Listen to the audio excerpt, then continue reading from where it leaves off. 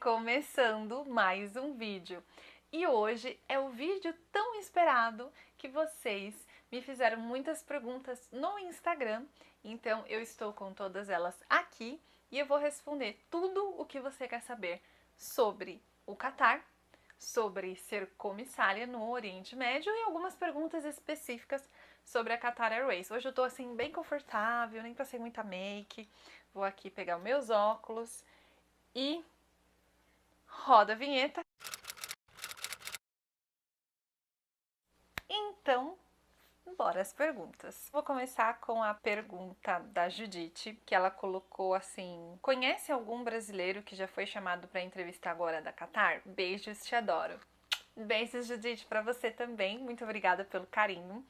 E não conheço nenhum brasileiro que tenha sido chamado, mas muitos já vieram até a mim perguntar se podiam aplicar em outros países como Portugal.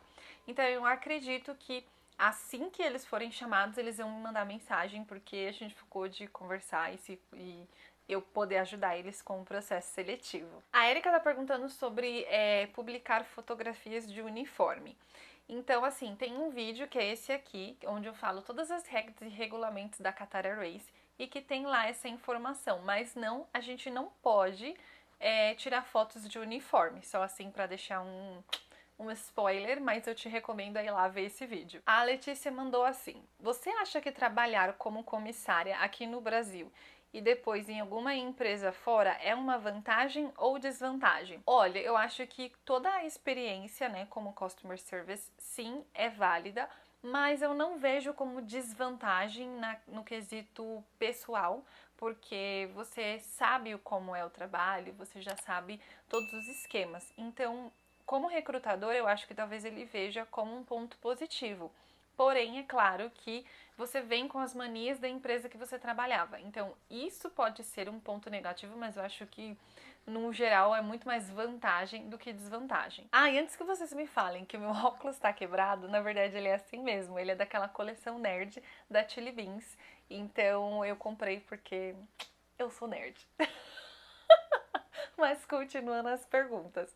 O Adiel quer saber: depois de quanto tempo na Qatar os comissários tiram a carteira do A380? Então, não é todo mundo que tem a possibilidade de ter a carteira do A380. Então, assim, a gente faz um nosso probation, que é durante 6 meses, e aí depois disso a gente tem um outro treinamento, onde a gente vai receber mais aviões para trabalhar. No meu caso, eu tive treinamento para o 321, 330 e 350. Na época que eu fiz essa conversão, a gente teria que ter o 340, mas como eles tiraram esse avião, a gente não utiliza mais, então um avião a menos para pessoa aqui. Se você for escolhido nessa conversão aí para fazer somente o 380, e aí você não faz os outros voos. A vantagem de você voar os aviões menores é porque você tem mais opções de destinos. Para Qatar, o 380, você vai basicamente ou só para Paris, ou você fica lá na Austrália e uns outros destinos. Mas os outros aviões fazem praticamente todos os destinos que a gente tem. A Nayane quer saber se tem comida vegana no avião. Sobre as refeições, se você tiver alguma restrição, quando você fizer o seu check-in, em 48 horas você pode fazer o pedido da sua refeição. E aí lá você pode colocar sim que você precisa de uma comida vegana. Mas o que tem no avião são as opções de carne ou frango e vegetariana, não exatamente 100% vegana. Para os comissários, essa opção não existe. Se você for 100% vegana, você vai ter que levar alguma coisa de casa. A Luísa tá perguntando aqui como funciona a compra de remédios por lá, tipo anticoncepcional, colírio e etc. Bom, para colírio, esses outros medicamentos, tem alguns em farmácias, alguns você precisa de receita médica para comprar, mas anticoncepcional, geralmente, as meninas trazem do Brasil, ou então se for ou de outro país, quando tá em layover, ou se for algo muito específico que você precisa, aí com receita médica você consegue comprar, mas não é igual aqui no Brasil que você chega lá e compra na farmácia mesmo. A Márcia perguntou: me passa o nome do batom que você usa na foto do seu currículo. Que bonitinha. O batom que eu uso é o da MAC Ruby Woo. A Carola perguntou: você já passou por alguma situação engraçada por causa de diferenças culturais? Nossa, demais. Eu nunca vou esquecer o dia que eu tava na Gale e aí um passageiro veio pra mim e fez assim. E aí eu fiquei assim, o que é que seria isso que ele tá fazendo? E ele lá assim, com uma cara de desesperado, mostrando esse dedo. E aí eu perguntei pra mim, eu falei, você sabe o que ele tá querendo falar? Porque eu não tô entendendo. Aí ela falou, ele quer ir no banheiro. Então algumas situações assim, da pessoa fazer um gesto ou alguma coisa que na cultura dela significa algo muito óbvio, tipo como ir ao banheiro, me dar uma água, alguma coisa assim. Aqui no Brasil são gestos totalmente diferentes e eu ficava meio confusa, então foi engraçado. Aí a Carola também pergunta se os comissários podem fazer compras em outros países e trazendo para o Catar numa boa. Na verdade pode, tudo você pode trazer. A única coisa que a gente não pode trazer na nossa mala são bebidas alcoólicas e carne de porco, que tem um vídeo explicando sobre as regras e regulamentos que eu já mencionei no começo do vídeo, mas tá aqui no card se você quiser ver. A Michelle perguntou: pelo que vi no vídeo de umas ex-comissárias, as mulheres árabes olham torto para as mulheres ocidentais. Então, na verdade, eu não vou concordar com isso. As mulheres do Oriente Médio, elas têm o costume delas e a cultura delas, e elas nunca me olharam assim com mal olhar ou me trataram mal por eu ser ocidental. Elas ficam na delas, pra ser sincera. Eu acho que é como eu já mencionei, depende, né? Se eu tô no shopping com uma regata, se eu tô no shopping com uma calça muito apertada, eu tenho que respeitar as regras do país.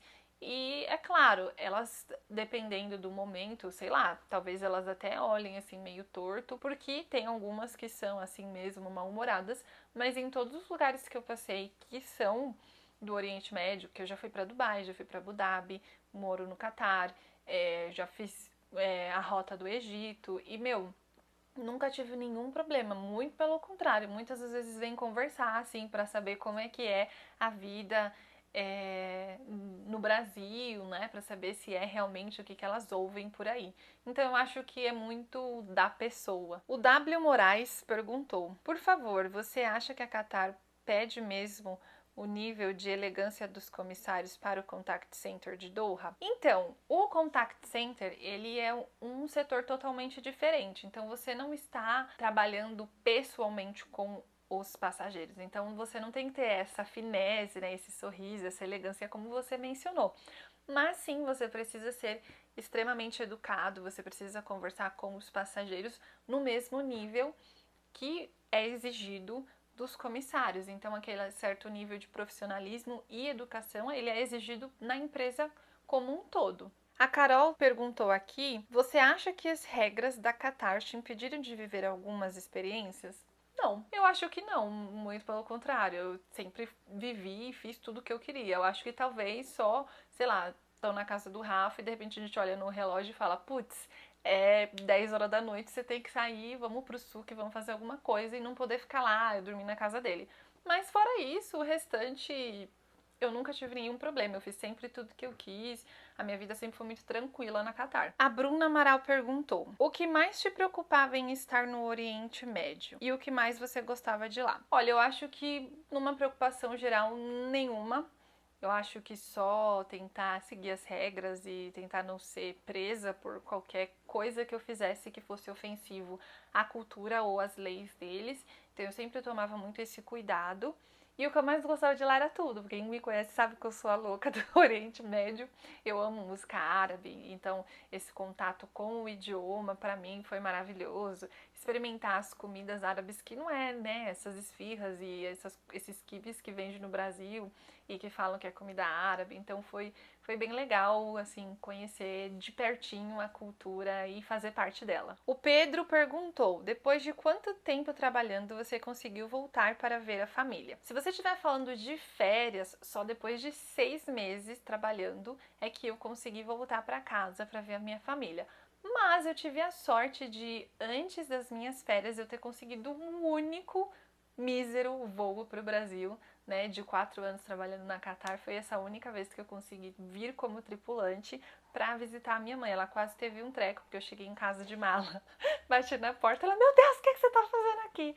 E aí eu falei pra ela, não, mãe, eu vim no voo, não sei o que, expliquei. Ela falou, ah, tá bom, então tá. Coitada, matei a mulher do coração, quase. A Karen também perguntou qual foi o meu primeiro choque cultural. Eu acho que o meu primeiro choque cultural foi um voo pra Dhaka, porque a cultura deles é muito diferente, né? A educação, então vê-los, né, e o comportamento deles, eu fiquei meio assim, e agora o que eu faço? Mas depois eu tirei de boa. Foi bem tranquilo depois. O Pedro perguntou como foi o seu processo de ficar longe da família? Sofreu muito com isso ou foi de boas? Então, na verdade foi de boas até ficar longe da família.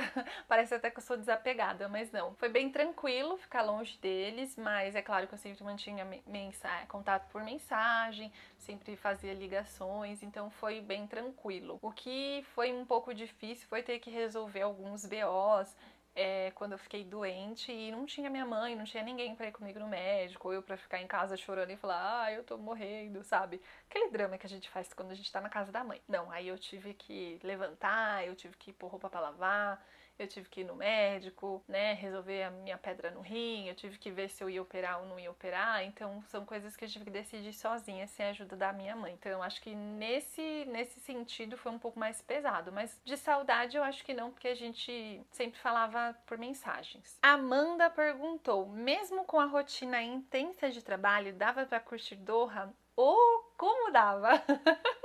Eu sempre falo que quando a gente quer, a gente arruma um tempo aí, não tem desculpa. Então eu sempre fiz questão de, nos meus dias de folga, conhecer o máximo que eu podia de Doha, apesar de ir sempre nos mesmos lugares, que eram os meus lugares favoritos, como Mia, tanto o Mia Museu quanto o Mia o Parque, ou então em algum restaurante que eu gostava. Às vezes numa quarta-feira, quando eu falava, eu quero muito dançar, eu ia lá na Toro Toro, que era uma balada que tocava música latina, chamava os meus amigos e a gente se divertia bastante. Então sim, dá para aproveitar muito Doha. O Pedro perguntou, sonha em conhecer algum país ou já conheceu todos que gostaria? Não, Pedro, ainda não conheci. Eu quero muito, muito, muito conhecer a Polinésia Francesa. É o meu sonho. E eu também quero muito, muito, muito conhecer outras cidades do Egito. Apesar de eu ter conhecido Cairo e Luxor, ainda falta Hurghada e eu quero fazer um mergulho no Mar Vermelho. Então, eu ainda quero tirar um tempo sabático para conhecer esses lugares que eu ainda não fui. A Germano Agnes, eu acho que deve ser só Agnes, ela quer saber quais os entretenimentos mais comuns por lá e o valor deles. É tudo variado, porque assim, depende se você é turista ou se você é residente. Alguns dos entretenimentos para residentes são gratuitos, então todos os museus que eu quisesse ir, eu só apresentaria a minha RP e não pago nada. Então tem o Mia Park, tem o Museu Nacional, tem o Museu de Arte Moderna, tem o Museu das Ilusões, tem vários museus e aí cada um deles tem um preço. Eu vou deixar o link aqui na descrição de alguns lugares que você pode ir dos museus que são super legais e o preço vai estar neles, mas os gratuitos você pode visitar o Mia Park, porque você consegue ver o Skyline, você pode visitar o Katara Village, e aí tem a praia ali, que é bem legal de você ir, tem muitos restaurantes e food truck, enfim, tem muita, muita, muita coisa legal para você ver. E recomendo que você veja esta playlist aqui, onde tem várias coisas legais para se fazer em Doha que eu já mostrei aqui no canal. A Lara pergunta, é difícil fazer amizades e manter as amizades, já que cada escala é com um crew diferente? Então, eu sempre falo, né, que quem quer arruma tempo, né, e quem não quer arruma desculpa. Mesmo com a escala doida, a gente consegue sim encontrar os amigos, seja os que eu fiz a bordo ou seja as pessoas que eu conheci durante a minha entrevista, né, para Qatar e os meus amigos que eu acabei fazendo, né, durante esse tempo de aviação. A gente sempre arruma um tempinho. Tanto que eu tenho uma amiga da África do Sul, toda vez que tinha folga, a gente estava lá no Shark Village tomando um solzinho, né, curtindo uma piscina, então a gente sempre fazia questão de ver uma a outra. O Igor perguntou qual era o hotel preferido seu nos destinos que voava. Olha, eu vou dizer o Sama Sama, ou Sama Sama, que fica em Kuala Lumpur. Ele é praticamente dentro do aeroporto, mas ele é incrível. Tem uma cama maravilhosa, a cortina, tudo é automatizado, então tem um controle remoto, você abre a cortina, fecha a cortina, liga a luz, apaga a luz, uma banheira maravilhosa, nossa, é incrível. Acho que esse é um dos hotéis que eu mais gostei. O outro hotel que eu também gostava muito é o Shangri-La, que fica em Myanmar. Ele é incrível, assim, 5 estrelas, maravilhoso. Até o presidente da Índia já ficou nele quando eu estava lá. Foi um rebuliço, quase não deixaram eu entrar no prédio de volta, porque ele estava lá resolvendo sei lá o quê e eu tentando entrar de volta pro meu quarto foi bem difícil. Mas enfim, ele é incrível. Tem um café da manhã maravilhoso.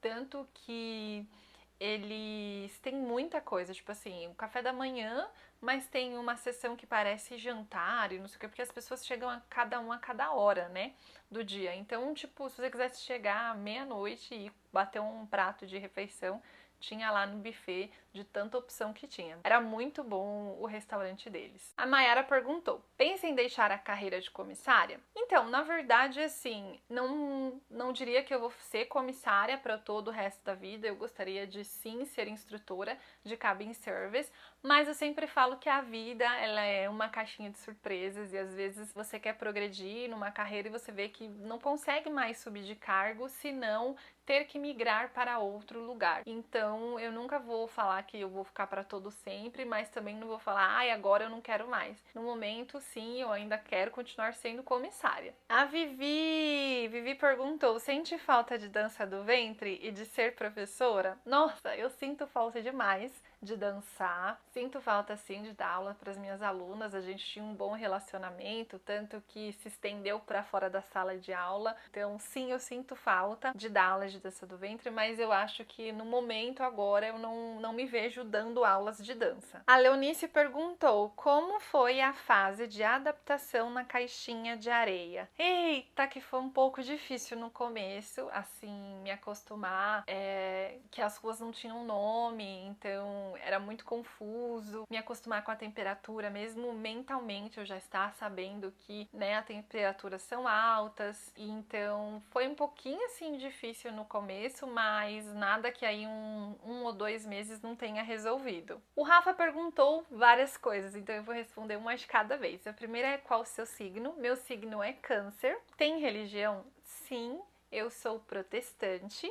E qual o seu hobby favorito que não seja dançar? O meu hobby favorito que não seja dançar é escrever e maquiagem. Eu já fiz muitos cursos de maquiagens, eu adoro todas essas coisas que fala de beleza, bem-estar e cuidado da pele. Então, esses são um dos meus hobbies favoritos. O Vitor perguntou: qual a melhor parte de se adaptar a uma nova cultura? Eu acho que eu vou dizer que a melhor parte é você conhecer um pouco, né, daquela cultura, daquela pessoa, daquele costume, sem ser o que a gente vê na televisão e o que as outras pessoas falam, mas você presenciar isso, né, você sentir e também fazer parte. O Gustavo falou: faz uma live qualquer dia desses. Eu quero muito fazer uma live só eu mesma falando, mas eu morro de vergonha, então eu sempre tô enfiada no lives alheias, né? Então eu tô sempre na live do Du, na live do Lucas ou em lives de outras pessoas que me pedem para contar um pouco sobre a minha experiência na aviação, mas eu prometo fazer uma live